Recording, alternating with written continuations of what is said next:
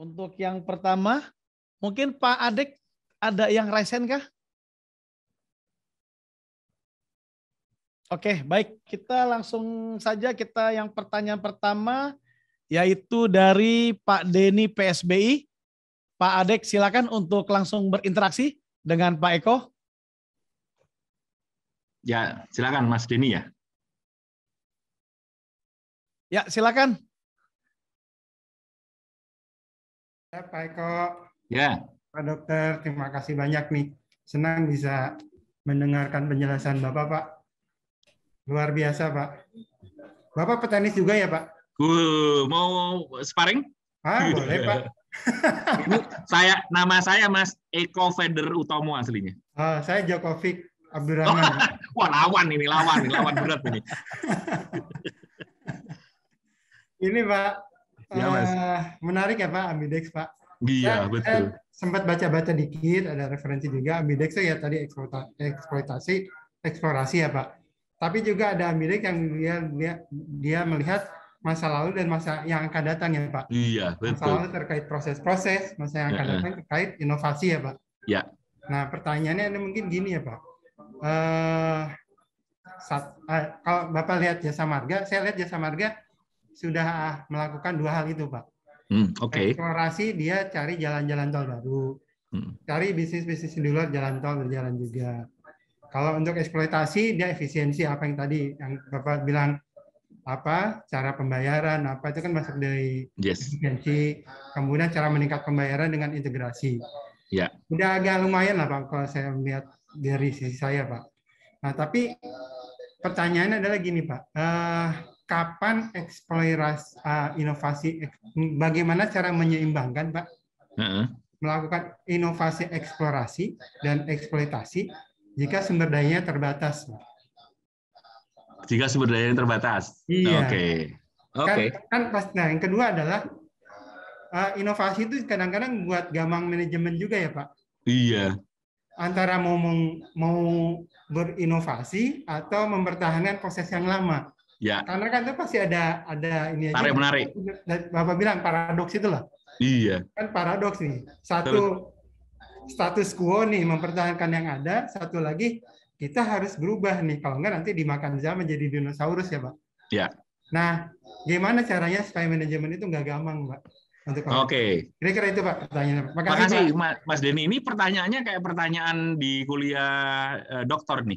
Wah, enggak, Pak. Oke, bagus. Pertanyaannya bagus, Mas Denny ya. Saya jawab dulu tadi pertanyaan pernyataan, bukan pernyataan Mas Denny benar. Ini jadi menambahkan materi ya. Kalau eksploitasi itu fokusnya itu di masa lalu dan masa kini. Kalau ngomongin timeline ya. Jadi bagaimana memanfaatkan, mengoptimalkan apa yang kita miliki sekarang dari hasil masa lalu supaya dapat keuntungan yang besar kan tadi kan. Kalau eksplorasi itu fungsinya ada di masa depan. Nah, tadi pertanyaan Mas Denny, gimana cara menyeimbangkan gitu kan? Terus arahnya seperti apa sih, Mas Denny?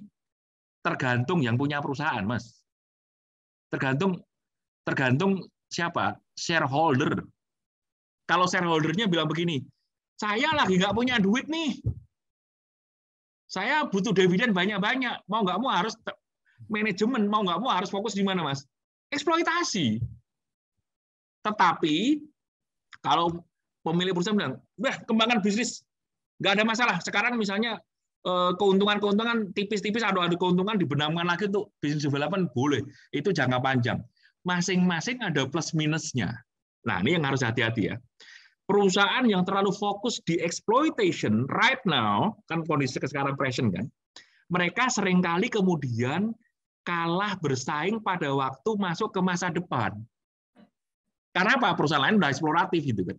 Sebaliknya, perusahaan yang terlalu fokus kepada eksplorasi, pemegang sahamnya kalau nggak kantongnya tebal, Mas, pusing lah. Aku usaha berlama-lama kok nggak pernah dapat dividennya. Kalau ada untung buat bisnis development terus gitu loh. Nah, artinya apa tadi, Mas? Ini yang mempengaruhi adalah apa? Mempengaruhi adalah cara pandang dari shareholder. Kalau misalnya yang paling gampang kalau perusahaan ini ya, family business ya, di konglomerasi itu family business. Kalau misalnya di BUMN karena shareholdernya adalah Kementerian BUMN ya tergantung menterinya. yang mana gitu loh. Kalau misalnya menterinya lebih fokus berikan dividenmu sebanyak-banyaknya, misalnya gitu ya, itu pasti akan mau nggak mau BOD organisasi akan lebih secure, lebih berat dieksploitasi, Mas. Tetapi kalau memberikan oke lah, ya harus untung gitu kan. Tetapi bisnisnya harus berkembang ya. Nah itu bisa seimbang antara eksploitasi dan eksplorasi, Mas Denny. Jadi memang tergantung konteks ownernya, Mas, pemegang saham. Gitu, Mas Denny. Iya Pak, betul Pak. Cuma memang kalau saya berpikiran gini Pak, ini karena kita di BUMN ya Pak. BUMN itu kan leadernya kadang-kadang bergantinya dengan cepat ya Pak. Yes. Kalau family business kan dia ada nih yang ngawasin yang bisa cukup lama. Umur hidup lah gitu kan. Menterinya pun juga berubah-ubah ya. Saya berpikiran bahwa mungkin kedua inovasi itu mungkin juga sudah saatnya untuk diturunkan bukan hanya di paparan leadernya saja ya Pak. Maksudnya direksi di BOD gitu. Tapi mungkin harus dari ke bawahnya lagi ke bawah ya, iya. Sehingga lebih jadi mengakar ya Pak. Mungkin gitu. Betul. Ya Pak. Saya setuju Mas Denny. Jadi kalau kemudian teman-teman semua ya, seluruh lapisan itu aware, oh ternyata ada konsep namanya ambidextrity, ada exploration exploitation. Selama ini mereka nggak tahu, taunya mungkin eksploitasi saja, atau hanya salah satu, atau eksplorasi aja. Oh ternyata dua-duanya harus hidup dengan seimbang dan bagus. Supaya apa? Masa kininya jaya, masa depan juga gemilang gitu kan. Kalau hanya eksploitasi, masa kini jaya, masa depan suram. Kalau hanya eksplorasi, masa kini gelap, masa depan mungkin terang gitu kan, nggak mau juga, pengennya dua-duanya. Gitu Mas Denny ya. Ya Pak. Thank you. Terima kasih banyak Pak. Terima kasih banyak Pak. Baik. Terima kasih Mas Denny. Selanjutnya Pak Dokter kita ke Pak Eko. Pak Eko STO, mohon bantuan sama-sama Pak Eko. Ya. Sama pasaran ini. Nanti ketika ditampilkan juga hampir sama juga nih Pak Dokter. Iya, baik, silakan. Saudara kembar ini. Ya, mangga. Kembaran. Iya, silakan Mas Eko Setia. Bentar Pak, tadi udah. Jadi gini Pak, di Jasa Marga ini kan tadi pernah disebutkan bahwa perusahaan Ambidex Treaty itu adalah perusahaan yang punya kemampuan untuk bertransformasi. Yes. Ya Pak. Ya. Nah, Jasa Marga sudah beberapa tahun ini punya unit tersendiri untuk bertransformasi. Untuk melakukan transformasi melakukan transformasi, betul. Tetapi sampai saat ini masih banyak penolakan dan terpaksa harus bertransformasi secara organisasi. Transformasinya terpaksa, Pak Eko. Ya. Oke. Karena masih banyak penolakan, katanya, wah ini nggak bener nih katanya, begitu kan? Iya. Nah, bagaimana sih cara terbaik mencapai keberhasilan transformasi transformasi tersebut? Apa emang harus dipaksakan atau tetap ditata dengan perlahan-lahan? Itu aja Pak. Oke. Mas Eko Setia ini pertanyaan juga bagus nih, sangat pragmatis banget ya di dalam kehidupan sehari-hari. Jadi Mas Eko, satu hal ya, sesuatu yang pakai paksaan itu nggak akan pernah optimal. Itu dulu ya. Sesuatu yang dipaksa nggak akan pernah optimal, karena larinya adalah mentok di comply. Comply itu melakukan apa yang diminta. Tapi kalau mau bagus itu namanya adalah komitmen. Nah, jadi gimana sih caranya? Kita sekarang udah sadar, ternyata kalau perusahaan mau ambidextrity, itu harus melakukan transformasi terus-menerus nih, karena selalu berkembang segala macam. Nah, bicara tentang change management, transformasi itu kan terkait dengan perubahan ya, yang mencakup siapa? Seluruh organisasi, seluruh karyawan. Tahu nggak Mas Eko? Salah satu faktor yang paling besar yang menjadikan penolakan orang nggak mau berubah apa Mas? Tebak coba. Orang nggak mau berubah karena? Sudah mapan, Pak. Satu, sudah mapan. Oke, good. Yang sudah mapan itu lanjutnya adalah apa nih? Tidak tahu. Biasanya sudah nyaman di tempatnya, Pak. Sudah nyaman, sudah enak, sudah tenang semuanya, tidak tahu apakah kalau ada perubahan dirinya masih bisa mendapatkan kenyamanan enggak? Tidak tahuan, ketakutan akan masa depan. Itu yang paling besar. Nah, jadi yang harus dilakukan, ini ada nggak teman-teman yang divisi transformasi? Pada waktu melakukan transformasi, itu teman-teman itu jangan sampai mereka pada nggak tahu. Loh, jangan sampai gue sekarang udah enak-enak jadi nggak enak. Nah, transformasi kan seharusnya membawa perusahaan dari sekarang menjadi lebih baik kan? Memang sih pada waktu perjalanan mungkin ya harus bekerja keras, harus berjuang, tapi in the longer run di masa depan akan menjadi lebih bagus. Jasa marga lebih bagus. Jadi mendapatkan apa? Buy-in, mendapatkan dukungan onboarding istilahnya. Buy-in, onboarding seluruh lapisan stakeholder yang terpengaruh transformasi agar mereka tahu oh ternyata begini ya. Oh, bagusnya buat saya kalau transformasi terjadi adalah ini.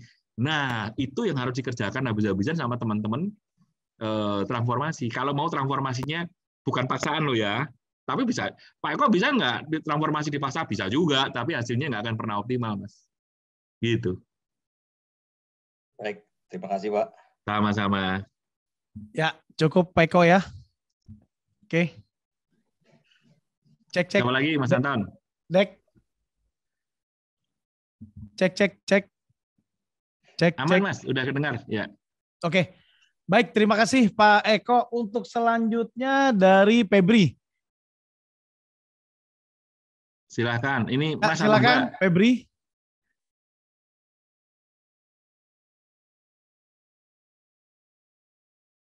Wow. Mas Febri, silakan Mas Febri. Ya Pak, selamat pagi Pak, semangat pagi. Semangat pagi Mas. Saya mau tanya Pak, gimana sih supaya tips atau cara supaya para roster yang ada di Jasa Marga ini pas nanti udah menjadi leader atau menjadi pemimpin, itu menjadi pemimpin yang ambidex Pak. Oke. Oke, gitu Mas Febri ya. Oke, baik, makasih Mas Febri. Nah, ini gimana sih caranya gitu ya? Ini tadi bisa lihat lagi ya dari 5 karakter tadi. Kita harus mengembangkan 5 karakter tadi. Yang pertama tadi ada open.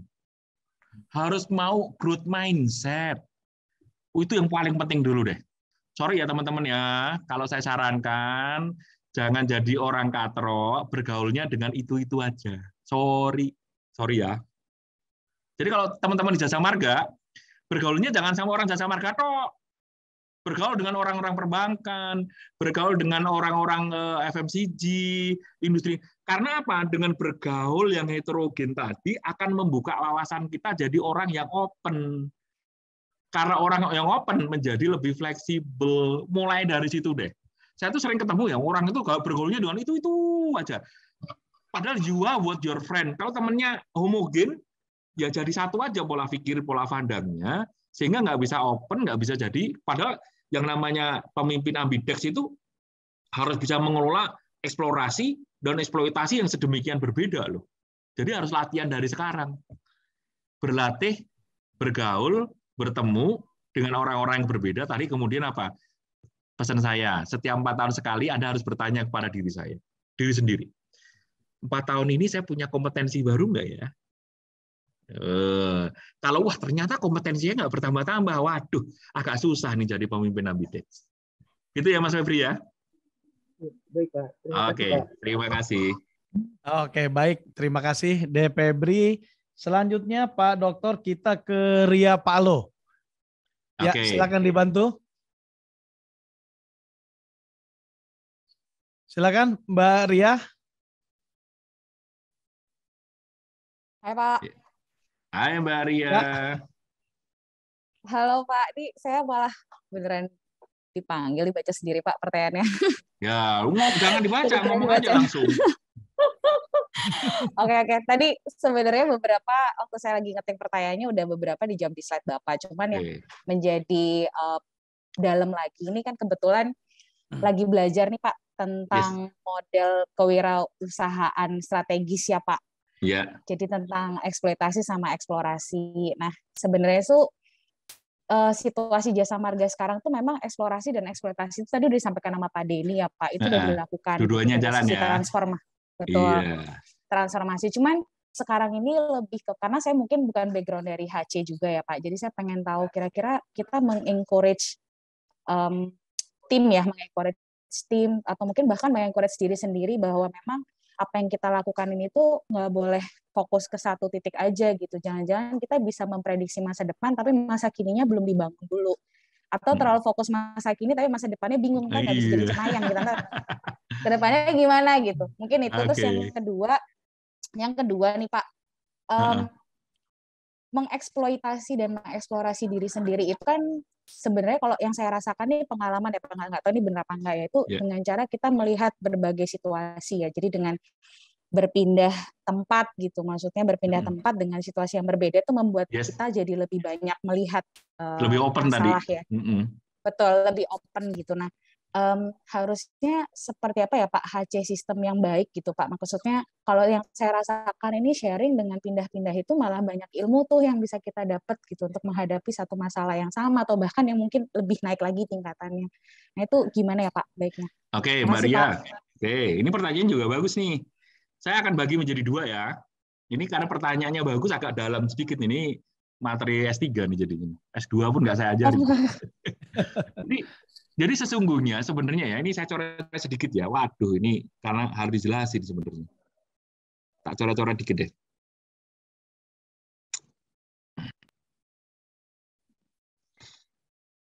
Jadi di salah satu jurnal internasional yang bagus banget dari Strategic Management Journal, itu tuh menyatakan begini.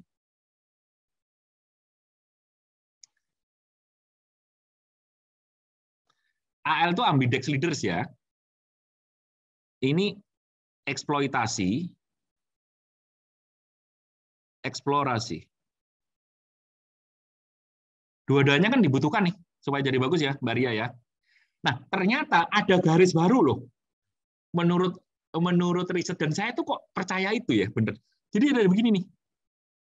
Ini kan pengaruhnya positif. Pengaruhnya positif ya.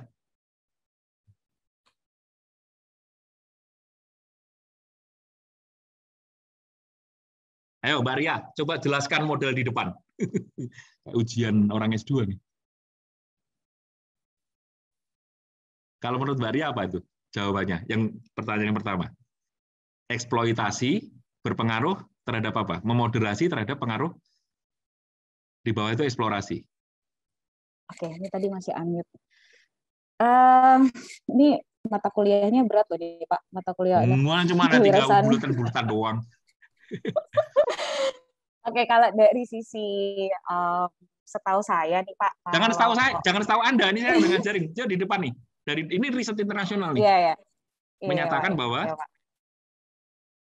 Menyatakan bahwa. Coba lihat. Menyatakan kalau eksplorasi, eksplorasi di bawah ya. Sama, ya, kalau eksplorasi itu dia akan mempengaruhi ke ambidex. Ini tanda panahnya kan ke atas sih Pak. Ini positif. Ya. Nah ini yang harus dibahas yang ini nih, yang dibahas yang ketiga nih, panah ketiga. Yang minus ya Pak? Iya. Apa tuh maksudnya? Kalau eksplorasinya, kalau eksploitasinya justru malah menghambat eksplorasi, gitu ya Pak? Itu malah iya. Nah, saya betulkan ya, udah bener saya betulin sedikit ya, bahwa semakin hebat eksploitasi seseorang, dia secara unconsciously otomatis memperlemah eksplorasi. Gila nggak tuh? Oh. Jadi kalau orang itu mau dua-duanya hebat, itu nggak bisa salah satunya hebat banget. Jadi orang yang hebat banget, orang yang super duper melakukan misalnya ya operasional excellence, efisiensi, dia eksplorasinya pasti akan menurun, Mbak. Ya, Sehingga karena dia fokus ya dia fokus banget gitu ya Pak. Iya, panahnya ke situ. Nah, tadi pertanyaan ke HC kan, sehingga saya bilang tadi sebenarnya tidak ada seorang Superman yang eksploitasinya bagus banget, eksplorasinya bagus banget, itu sampai sekarang risetnya belum ketemu. Belum ada. Tapi yang ada adalah seseorang direktur, mungkin dia bagus dari salah satu kan, tetapi pada saat ketemu dengan orang eksploitasi, dia ngomongnya gaya eksploitasi. Ketemu dengan orang eksplorasi, yang ngomongnya gaya eksplorasi. Kalau ngomong ketemu orang eksplorasi kan brainstorming, bener nggak? Ketemu dengan orang eksploitasi, efisiensi. Kan beda kan cara ngomongnya kan? Nah, jadi sebenarnya ini jangan berpikir kita ini bisa, sampai sekarang saya belum pernah ketemu kecuali di olahraga tadi ya. Orang itu jago eksplorasi dan eksploitasi, dua-duanya jago. Kalau salah satu jago, satunya melemah. Saya mengalami itu. Saya merasa bahwa dulu tuh saya jago banget, eksploitasi, eksplorasi saya melemah. Sekarang karena saya banyak jadi konsultan di bisnis ya, banyak jadi konsultan di bisnis untuk business development segala macam, exploration saya meningkat, tapi saya merasa eksploitasi saya agak menurun, Mbak. Itu yang saya rasakan secara pribadi ya.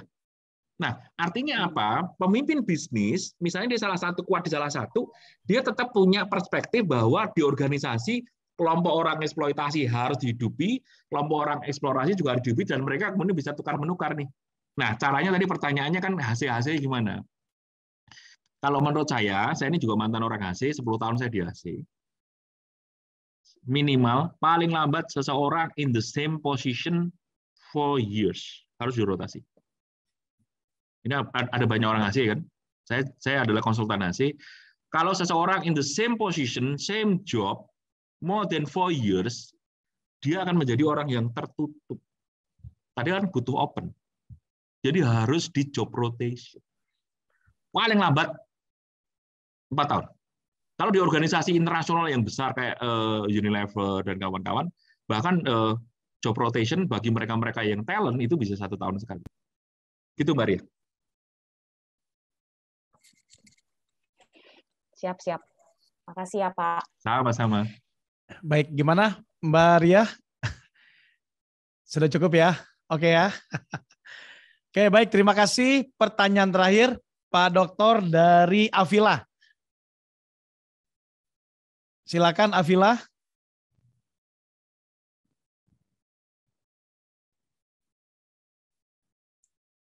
Oke, silakan Mbak Avila. Masih mute. Halo, selamat sore Pak Eko. Semangat pagi.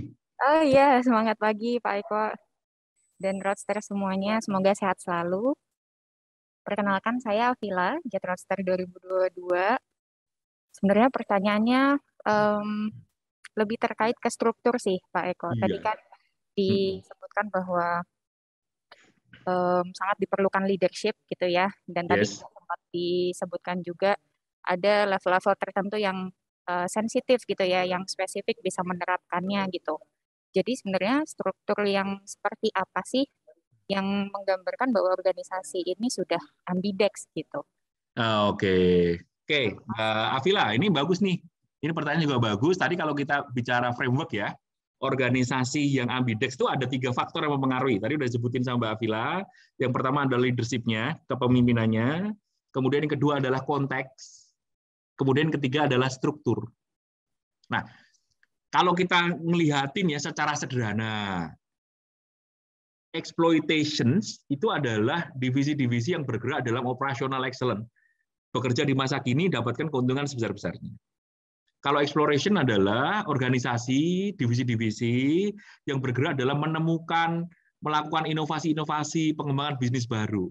Nah, artinya secara struktur, tadi pertanyaan strukturnya kan Mbak Avila ya, bahwa Pak Bagus and team di HCT, bahkan mungkin sampai level Pak Bakti, harus mengakomodasi 2 struktur tadi, Mbak. Supaya tidak berat salah satu gitu. Jangan eksploitasi semua, tapi nama busdevnya nggak berkembang, orangnya sedikit, sumber dayanya sedikit, dikasih proyeknya sedikit, ya nggak berkembang dia. Eksplorasinya nggak berkembang gitu ya.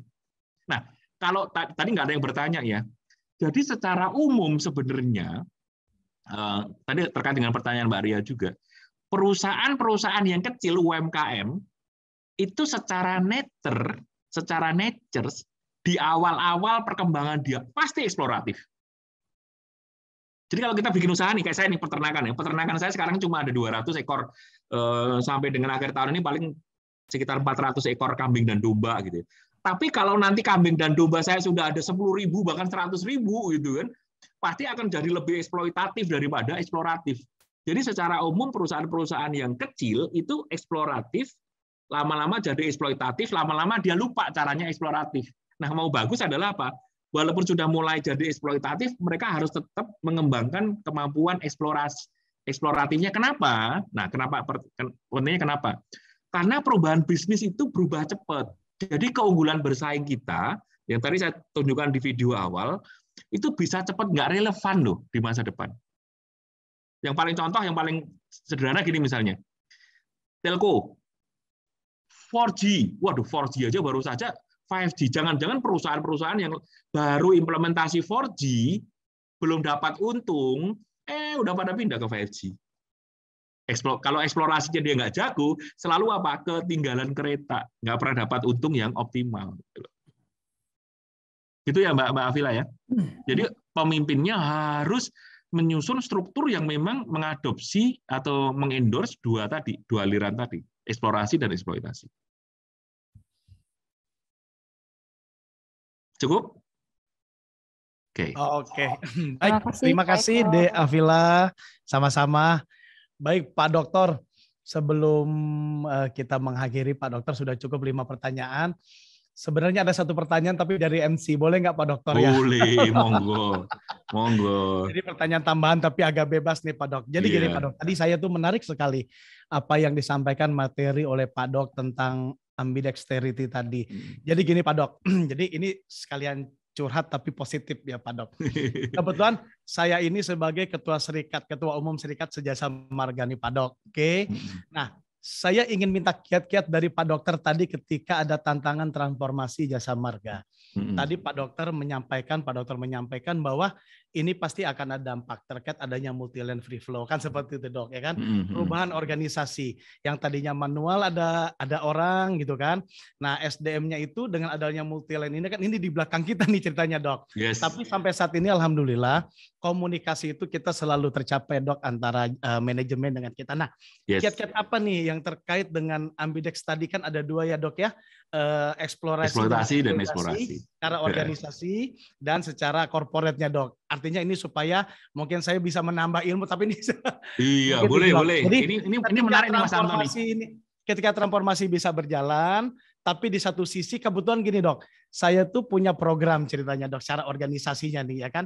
Oke, transformasi berjalan ini adalah mungkin di satu sisi mencapai ambidexnya, tapi di satu sisi ya saya menyelamatkan dalam hal tanda kutip yang ingin berubah kan seperti Dok ya, bahwa seperti yang manual-manual dan kita punya program, misalkan kita akan melakukan pelatihan komputer kan biasanya yang di gerbang tuh Dok, yang operasional tuh itu kan memang sudah nyaman yang tadi Dokter sampaikan. Betul. Bagaimana kita bisa sama-sama memotivasi bahwa ketika perusahaan sudah berubah dan sudah berubah dalam era bisnisnya, dalam posisinya. Nah, ini dari posisi kami nih, dari posisi organisasi bagaimana kita bisa mencapai satu ambidex tersebut.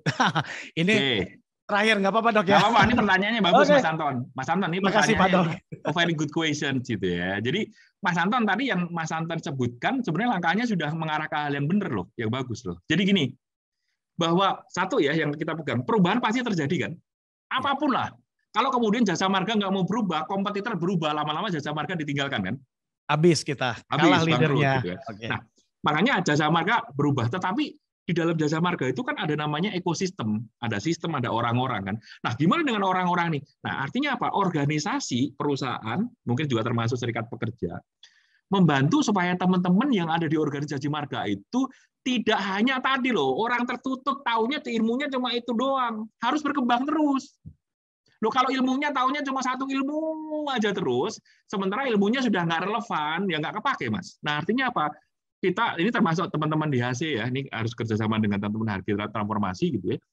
Jadi teman-teman yang tadi misalnya, di masa sekarang kompetensi itu sudah nggak relevan nih. Sebelum itu benar-benar nggak relevan dan nggak dipakai, disiapkan supaya ada bridging mereka dengan smooth. Kayak sekarang nih ya misalnya. Saya tuh lagi mengembangkan namanya social entrepreneurship, Mas Anton. Karena yang saya amati di BUMN, di swasta, orang pensiun itu nyaman jadi kuli. Sorry ya, saya ngomong kasar ya, kuli. Kalau tangan di bawah kan kuli kan? Tangan di bawah itu kan kuli, menerima gaji gitu ya. Walaupun posisinya dari direktur itu juga kuli sih, nerima gaji gitu. Pada waktu pensiun bingung mau ngapain. Mungkin simpanannya tabungan udah banyak gitu loh. Nah, saya lagi mengembangkan suatu program untuk benar-benar orang sebelum pensiun itu 5 tahun sebelumnya eksplorasinya itu dikembangkan, dikuatin, inovasi bisnisnya dikembangkan.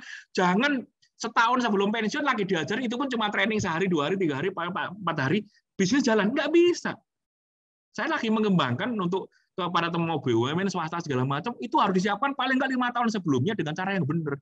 Supaya begitu pensiun usia berapa? 56, 55, 58 tergantung perusahaannya. Pada waktu kan sekarang namanya di bawah 60 itu masih muda loh. Tua itu kan di atas 70 by definisi WHO kan. benar-benar masih bisa produktif, tapi kemampuan sebagai seorang entrepreneur gitu ya, nanti bikin UMKM, apakah itu tadi bikin usaha apapun ya, termasuk peternakan, perikanan, perkebunan, kebun durian segala macam, itu sudah ada. Jadi kompetensinya dikembangkan. Jangan berhenti di satu kompetensi. Tadi dilakukan Mas Anton dengan memberikan teman-teman pembekalan ilmu komputer, mungkin juga ilmu-ilmu kompetensi yang lain, itu udah arah yang tepat, sehingga mereka tetap relevan di perubahan-perubahan yang terjadi. Itu Mas Anton.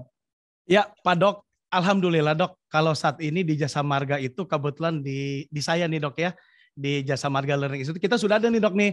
Ada yang namanya, kita tuh ada berbagai macam webinar Dok. Ada JM Talk Leadership, ada Business Acumen, ada yang namanya JM Talk Preneurship Dok. Ya, dan kita pun sebenarnya mengundang tuh, mengundang narasumber seperti kayak Ca Eko, terus mengundang Pak Isto dari yang pengusaha lengkeng, itu sudah kita jalankan Dok. Iya, keren, itu beberapa kali. Nah cuma tinggal kiat-kiat apa ya Dok ya kira-kira kami dari sisi dari sisi serikatnya nih, bagaimana motivasi karyawan yang memang mau tergugah untuk supaya bahwa posisi bisnis perusahaan saat ini nggak di sini tapi sudah berubah, tapi kawan-kawan hayo sama-sama kita bisa berubah. Iya. Contoh seperti itu, mengikuti kayak Jampreneurship seperti itu. Iya benar. Tapi harus hati-hati loh Mas Anton ya. Bahwa webinar workshop seperti ini itu dalam ilmu pengembangan itu hanya sampai di level namanya transfer knowledge. Tetapi kalau untuk survive bisa menjadi pebisnis betulan, dia nggak cuma bisa dengerin webinar terjago. Jadi yang namanya orang berhasil itu harus KSA, knowledge, skill, dan attitude. Nggak cuma knowledge aja yang dikebut. Oh ternyata berbisnis begitu. Itu namanya knowledge. Harus dilatih, harus diterapkan. Baru benar-benar pada saat nanti dia keluar, bikin usaha, itu akan bisa peluang untuk berhasilnya besar. Tadi yang di slide saya terakhir tadi loh Mas, harus dipaparin itu semua. Jadi langkah awal bikin talk-talk seperti ini bagus, tapi ingat ini baru di level yang namanya transfer knowledge, belum ke skill, dan itu harus kemudian di follow up dan diikuti dengan itu. Supaya kemudian teman-teman peluang untuk berhasilnya makin tinggi, kalau mereka percaya dirinya makin tinggi, transformasi apapun mereka akan siap. Oke, baik. Itu Mas Anton. Terima kasih Pak Dok. Jadi tinggal K-nya sudah, tinggal S dan A. Karena sebelumnya itu memang sudah Dok sih. Sebelumnya itu ketika memang belum pandemi itu, biasanya kita memang melakukan pelatihan, tapi memang secara offline. Bahkan langsung sampai ke narasumber, langsung ke ladangnya segala macam. Mungkin itu ya, untuk mencakup untuk S dan A-nya ya Pak ya Dok ya. Oke, baik. Iya. Ya, baik. Terima kasih Pak Dokter atas waktunya.